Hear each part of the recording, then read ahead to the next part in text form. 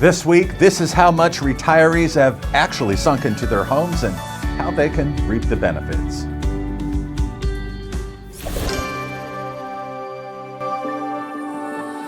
Building relationships is the way Mutual of Omaha has grown into one of the leading financial services companies in the world. Our reverse mortgage wholesale division is proud to carry on this 100-plus year tradition. To your borrowers, a reverse mortgage is more than a transaction. It's a promise of a better, more stress-free life. Our goal is to provide you, our valued client, with the best service and support possible so you can focus on helping your borrowers achieve the retirement of their dreams.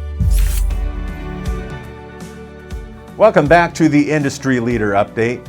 Do you know how much the typical homeowner has sunk into their home? What is the total cost of home ownership for the older homeowners you're meeting with today? Mortgage professionals like yourself are rightly concerned with a home's value, outstanding liens or mortgages, and of course the available equity. And that's all fine, but what's the total investment a typical homeowner has made over 30 years? The number may shock you and also open up a different conversation with potential reverse mortgage borrowers. The purpose of today's exercise we're going to go through is not for a potential reverse mortgage borrower to recoup what they've put into their home for decades, but to understand that they can create monthly cash flow by leveraging what is likely their largest asset and investment. For example, a couple purchased a home for $175,000 in 1993 at the age of 41, and they financed 80% of the purchase with a $140,000 30-year fixed-rate mortgage at the median interest rate at that time of 7.17%. For simplicity, let's assume they never refinanced their mortgage and dutifully made their $1,300 plus monthly mortgage payment. An unlikely scenario, but one we're going to use today for illustration purposes.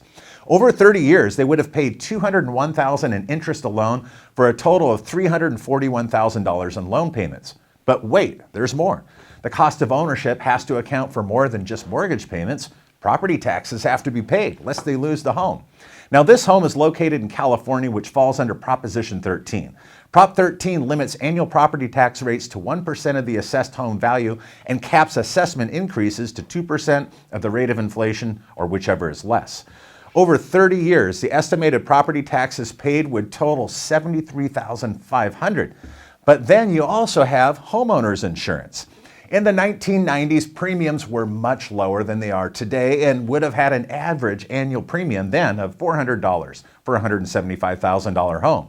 In the 2000s, the annual premium would be about $700. By 2010 to 20, the average annual premium would be about $1,000 a year, which would jump to at least $1,500 or more by 2023. Over 30 years, the couple would have likely paid $25,000 for homeowners insurance.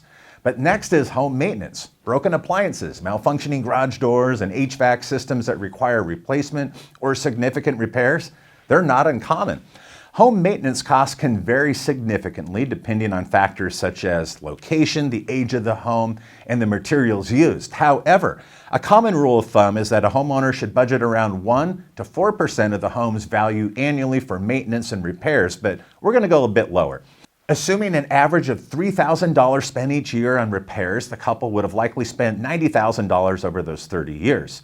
So to arrive at the true amount of money that they've invested in their home, we add their total loan payments, plus homeowners insurance premiums, property taxes, and maintenance and repairs for a total of $529,000 invested in that home. Now, if we factor in an average appreciation rate of 4% for that home purchased in 1993, this beautiful, spacious home would be worth roughly $575,000 today. All this means after accounting for all costs of home ownership, their investment would yield a true net profit of approximately $45,000.